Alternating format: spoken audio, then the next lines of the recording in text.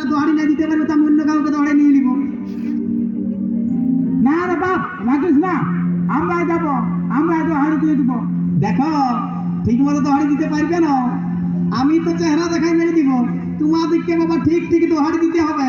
ঠিক ঠিক মানে তুই যেটা গাইবি সেটাই শুনে শুনে গাইতে হবে না? হ্যাঁ হ্যাঁ, শুনে শুনে সেটাই গাইতে হবে।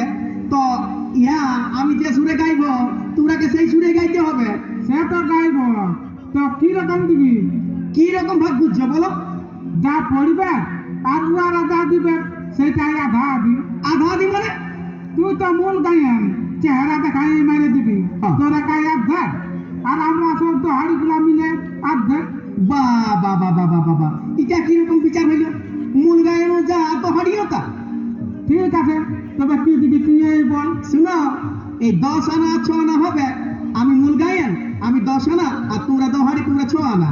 পোষাই তো চলো, নয়তো অন্য কাউকে দোহারি নিয়ে নেবো। না না, অন্য কাউকে নিতে হবে না, আমরা যাব, সেই পয়সাই আছি না, পেটটাই খাওয়াও তো হবে আর যা পাই। ঠিক আছে, তাহলে কাল সন্ধ্যা যাব, রেডি হয়ে থাকবে। আর ইয়া ওই তোমাদের সেই তোমার দলে সেই যে কালা কালা কালাটাকে নিয়ে নেবে না? কোন কালাটা? ওই যে যেটা ঘটকারি করে ঘুরে বলে নাই। ঠিক আছে, ওয়াকেও নিয়ে নেব। শুনো, তুমি তাহলে ঘরে থাকো, ঘর রাখা করো, আমি কীর্তন শুনতে চললি। আর ছিলাগুলো? সবাই কীর্তন শুনতে গেছে, ওই জন্যই তো বলছি তুমি ঘরে থাকো, আমি চললি। তুই একা যাবি? না না, আমি তোর সঙ্গে যাব। মিয়া লোককে বিশ্বাস নেই। কি বললে? না কিছু বলি না, মানে তুই একা গেলে কত লোক তোর দিকে ভাইবে, খারাপ নজর দিবে, আমি থাকলে সেটা পারবে না। আমার দিকে ভালবে?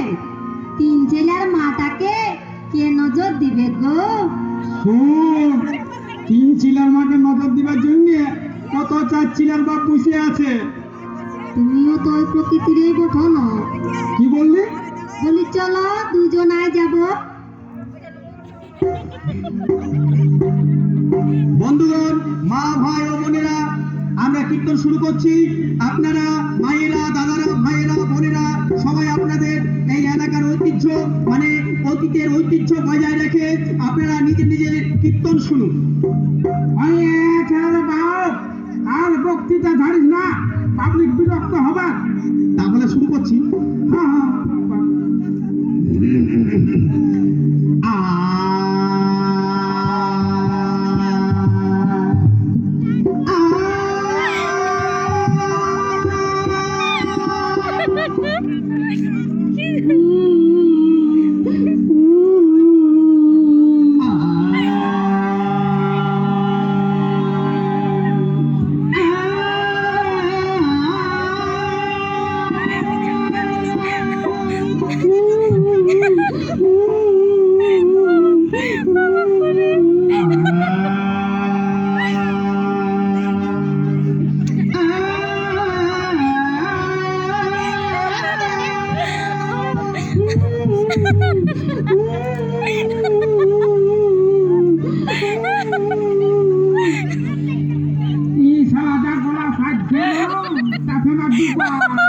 একটা মেয়া লোক কেমন কাঁদছে দে।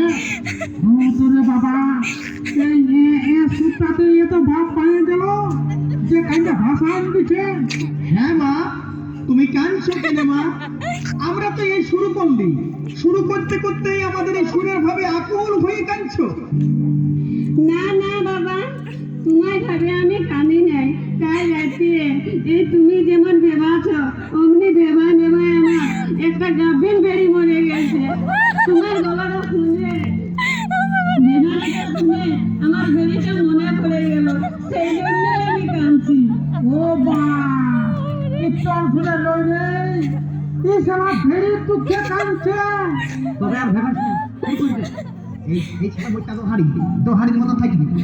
দোহারির মতনই আছি, তুই শুরুটা কর না। শুরু করছি। প্রথমে বন্দনা করি গণেশের চরণ,